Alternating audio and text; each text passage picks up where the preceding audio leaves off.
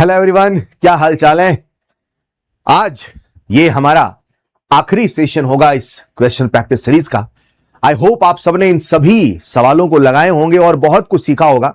मैं आपको यकीन दिला सकता हूं, 100% गारंटी तो कहते हैं कि किसी चीज की नहीं है, लेकिन हाँ मैं आपको यकीन दिला सकता हूं कि ये अगर सारे सवाल आपने किए हैं, यकीन मानिए रीनीट के लिए आप बहुत अच्छे तरीके से प्रिपेयर हुए हैं।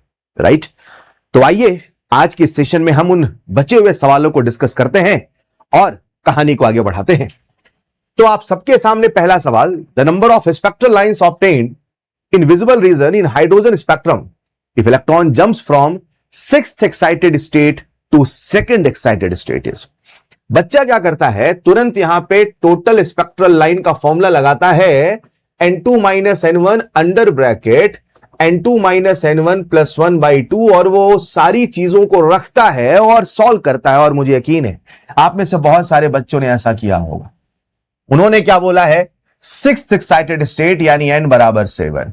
उन्होंने बोला है 2nd एक्साइटेड स्टेट यानी n = 3। सारी वैल्यू को पुट करते हैं, यहां लिखा 7 - 3, यहां लिखा 7 - 3 + 1/2 और बच्चा कहता है 7 - 3 4 और यहां आया 5। भाई ने आंसर लिखा 10 और टिक किया 2, मगर सवाल हो गया गलत। क्यों सर? उसने टोटल स्पेक्ट्रल लाइन नहीं पूछा है, उसने पूछा है लाइंस इन विजिबल रीजन। बच्चों, अगर उसने विजिबल रीजन बोला है मतलब फाइनल ट्रांजिशन n = 2 पे होना था, और अगर इलेक्ट्रॉन 2nd एक्साइटेड स्टेट तक आया है मतलब n = 3 तक आया है, तो वो कभी 2 पर आया ही नहीं, तो विजिबल रीजन कभी हमें मिला ही नहीं। So the answer will be nothing but 0। Clear? तो आप जब भी सवाल करें बहुत तसल्ली से सवाल पढ़े, चीजों का ध्यान रखें। आइए चलते हैं अगले सवाल की ओर। अगले सवाल में आपके सामने एक रिएक्शन बोली है, डेल्टा एच की वैल्यू 30 किलो जूल पर मोल है, डेल्टा एस की वैल्यू 0.07 किलो जूल पर केल्विन पर मोल है। और वो कहता है at what temperature the reaction would not be spontaneous. कब स्पॉन्टेनियस नहीं होगा? तो पहले आपको अपने कंसेप्ट दोहराने हैं। कंसेप्ट ये कहता है कि अगर डेल्टा एच भी पॉजिटिव है और डेल्टा एस भी पॉजिटिव है तो स्पॉन्टेनियस वो तब होगा जब उसका टेम्परेचर इक्विलिब्रियम टेम्परेचर से ज्यादा होगा, मगर सवाल हमसे नॉन स्पॉन्टेनियस का पूछा है, यानी मैं कहूंगा कि जो टेम्परेचर है वो इक्विलिब्रियम टेम्परेचर से कम होगा। तो भाई सबसे पहले इक्विलिब्रियम टेम्परेचर निकाल लो ना यार। तो डेल्टा जी = 0 होगा और आप सबके सामने delta H = T delta S, और यहां से टेम्परेचर आ चुका है delta H upon delta S. Now just simply put the value, ये आता है 30/0.07, ये लगभग 428 के आसपास आता है। यानी कि अगर नॉन स्पॉन्टेनियस होना है तो इक्विलिब्रियम टेम्परेचर से कम टेम्परेचर चाहिए। एक ही ऑप्शन है, that is 400 kelvin. So the answer will be nothing but option number 4। अगर आप समझ पाए हैं तो आइए चलते हैं अगले सवाल की ओर। मिनिमम फ्रीजिंग पॉइंट, बच्चों गौर करिएगा, सवाल मिनिमम फ्रीजिंग पॉइंट कहता है। अगर सवाल मिनिमम फ्रीजिंग पॉइंट कह रहा है, फ्रीजिंग पॉइंट मिनिमम यानी डेल्टा टीएफ मैक्सिमम। क्या ये लाइन समझे? डेल्टा टीएफ मैक्सिमम यानी डिप्रेशन फ्रीजिंग पॉइंट मैक्सिमम होना चाहिए। तो मैक्सिमम कब होगा? जब नंबर ऑफ पार्टिकल ज्यादा होगा। बोलो सबसे ज्यादा नंबर ऑफ पार्टिकल कहां है? साफ साफ दिखता है ऑप्शन नंबर 1 में, कहीं ना कहीं आंसर यही होगा। आइए चलते हैं अगले सवाल की ओर। The heat of neutralization of a strong base and a strong acid is -57 kilojoule. The heat released when 0.5 mole of HNO3 solution is added to 0.2 mole of NaOH solution. बच्चों आप सबको कंसेप्ट याद होना चाहिए कि जब भी कभी हम डेल्टा एच न्यूट्रलाइजेशन निकालते हैं तो डेल्टा एच न्यूट्रलाइजेशन का फॉर्मूला होता है ग्राम इक्विवेलेंट या milligram equivalent of limiting reagent into delta H neutralization of a strong acid strong base, right. अब आपने सारी वैल्यूज को पुट करना है। तो LR कौन है? देखो HNO3 0.5 मोल है, ये 0.2 मोल है, तो इसे लिख दूंगा मैं 0.2 मोल और यहां लिख दूंगा -57। 57 भाई 57 सुन के घबरा गए। इसे जब मैं सॉल्व करूंगा तो ये लगभग आता है आपके सामने 11.40 किलो जूल के आसपास, यानी answer will be nothing but option number 2। तो सिंपल सवाल था, फॉर्मूला बेस्ड सवाल था, फॉर्मूला याद है तो बन जाएगा।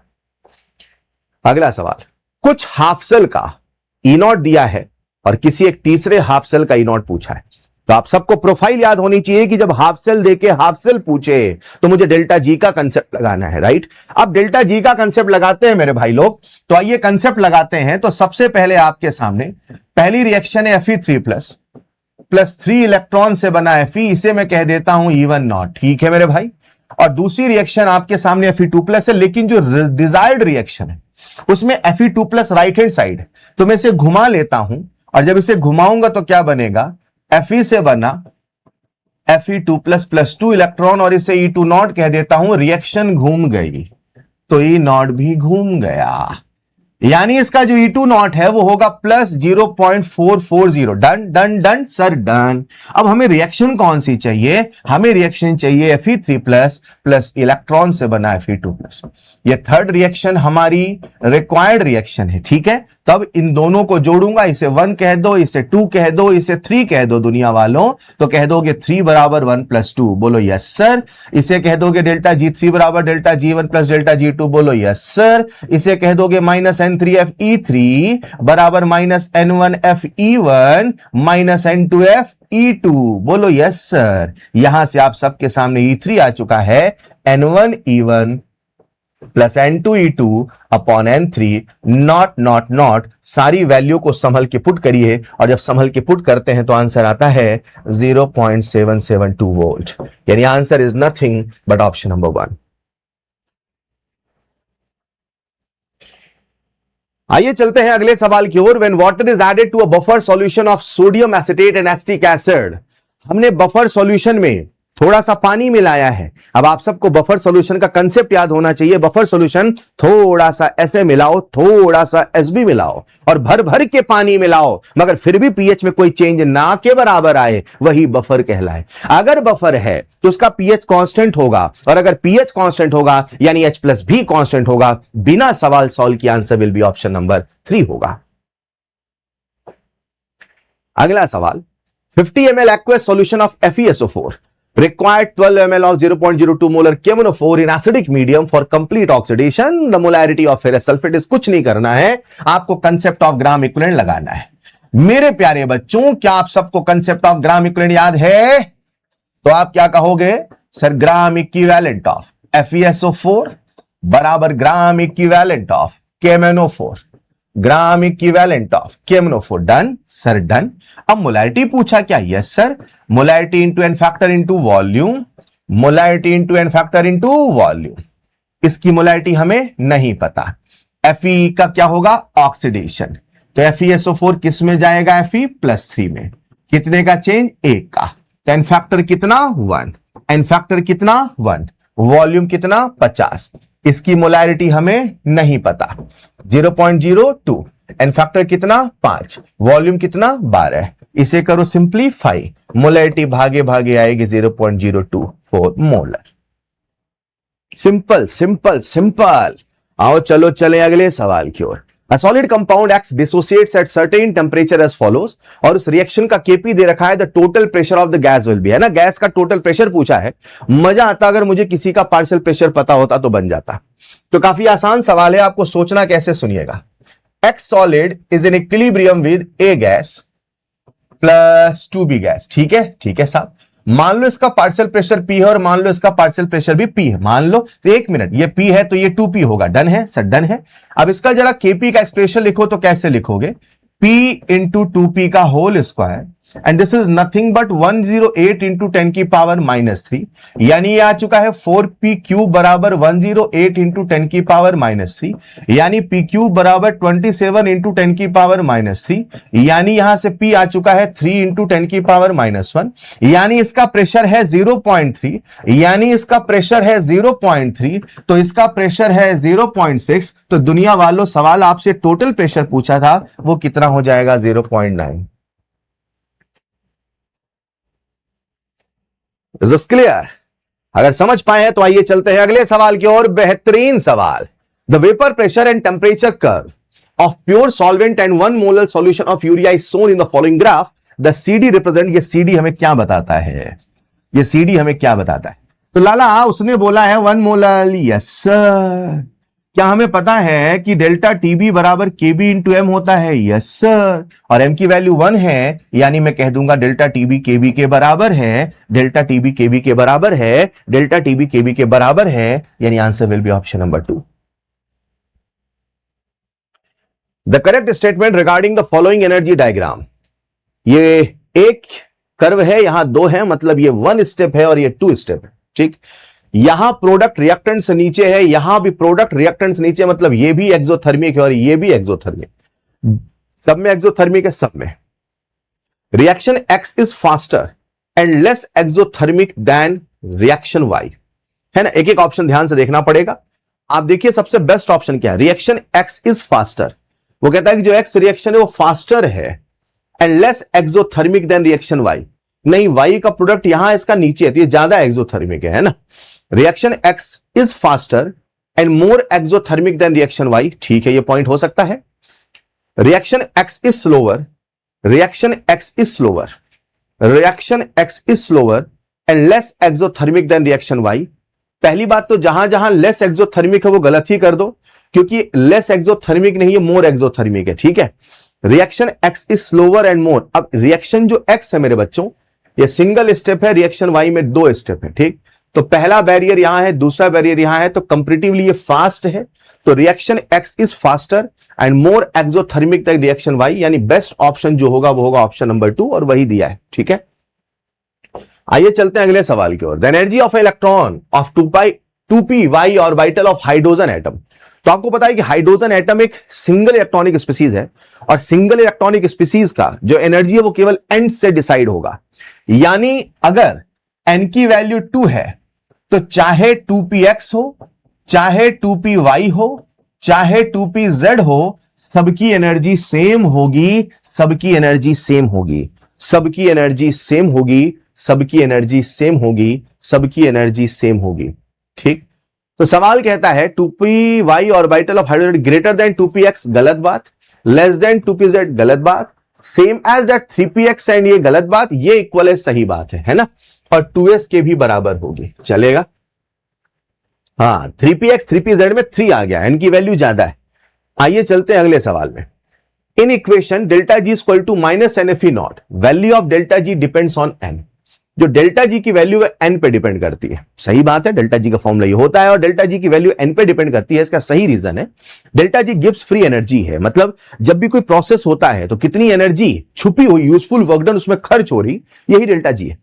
तो जितने ज्यादा इलेक्ट्रॉन का लॉस होगा उतना ज्यादा डेल्टा जी खर्च होगा। रीजन कुछ ऐसा होना चाहिए। हमने जो रीजन सोचा है, यहां जो लिखा है उसका जमीन आसमान से कोई मतलब नहीं है, मतलब reason never going to be the correct explanation. पहली बात तो क्लियर। अब ये चेक कर लो रीजन अपने आप में सही है कि नहीं। असर्शन तो बिल्कुल सही है, सही बात। For Daniell cell with standard cell potential 1.10 volt, सही बात है। ln k equal to this. आप सबको एक फॉर्मूला याद होना चाहिए, आप सबको एक फॉर्मूला याद होना चाहिए। फॉर्मूला क्या है? Delta G equal to delta G not plus RT ln Q। और जब इक्विलिब्रियम पे है ना स्टैंडर्ड सेल पोटेंशियल, तो मैं कह सकता हूं delta G not equal to minus RT ln K। ठीक है भाई, अब इन सारी वैल्यूज को सिंप्लीफाई करिए तो आप डेल्टा जी नॉट को लिख सकते हैं minus NFE not equal to minus RT ln K। Minus minus क्या हो गया? प्लस। यहां से ln K आ चुका है NFE नॉट अपॉन RT। अब n की वैल्यू आपने, अच्छा उसने n की वैल्यू पूछा नहीं है, डैनियल सेल बोला है तो n की वैल्यू 2 है, f तो हमारा f है, और E नॉट की वैल्यू 1.1 है, और नीचे लिख दो RT। तो ये कितना कह रहा है? ये कितना कह रहा है? तो जरा सारी वैल्यूज को पुट करिए, कितना आ रहा है? ln K is 2.2f by RT, है ना। तो आंसर सही होना चाहिए। Delta G equal to delta G not plus RT ln Q, और delta G not equal to minus RT ln K, है ना। और यहां रख दिया मैंने माइनस NFE नॉट, सारी वैल्यूज को पुट किया, आप सबके सामने ln K आ चुका है। ठीक है, तो आपको देखना है क्या असर्शन सही है? यस। रीजन भी सही है? Yes, but not the correct expression. Answer will be option number, अच्छा एक मिनट, वहां माइनस लिखा है, ठीक है, नो करेक्शन, यहां माइनस है, लेकिन हम ध्यान से देखें, यहां प्लस आ रहा है। ठीक है, तो माइनस के चक्कर में गलत हो गया, वरना बाकी सब ठीक है। तो assertion is true but reason is false. चलेगा, चलेगा। आइए चलते हैं अगले सवाल की ओर, आइए चलते हैं अगले सवाल की ओर। If the rate constant for a first order reaction is K, the time required for the completion of 33% of the reaction is given by. अगर 33% कंप्लीट होना है तो कौन सा इसमें से फॉर्मूला, इस सवाल हमसे कह रहा है, और कुछ वैल्यू दे रखी है ln3 ln4 की। ठीक है, तो सवाल कैसे करें? देखिए, अब 33% की कोई ट्रिक नहीं है ना, अब आपको समझना पड़ेगा कि हमें सॉल्व करना पड़ेगा। और आप सब को हमेशा सिखाएगा कि जब फंस जाना तो IRL लगाना। IRL क्या कहता है? KT equal to 2.303 log A0/80।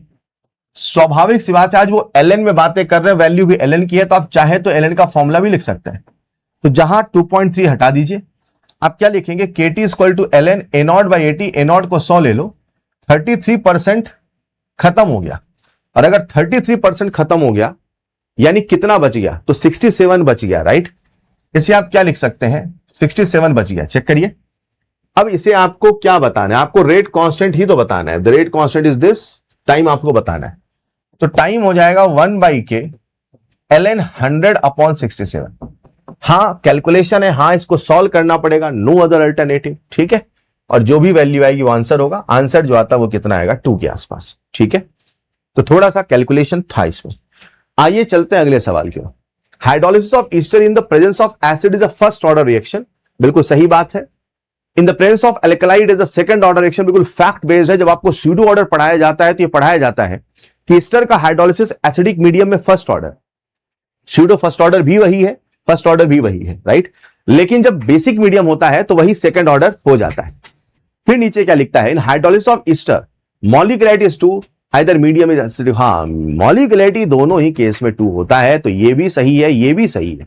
ठीक है, ये भी सही है, ये भी सही है, but reason is not the correct explanation. हाँ, अरे ऑप्शन भाई चेंज कर दिया उन्होंने, देखो, reason is not the correct. बिल्कुल सही बात है, रीजन अलग है, असर्शन अलग है, तो answer will be option number 1।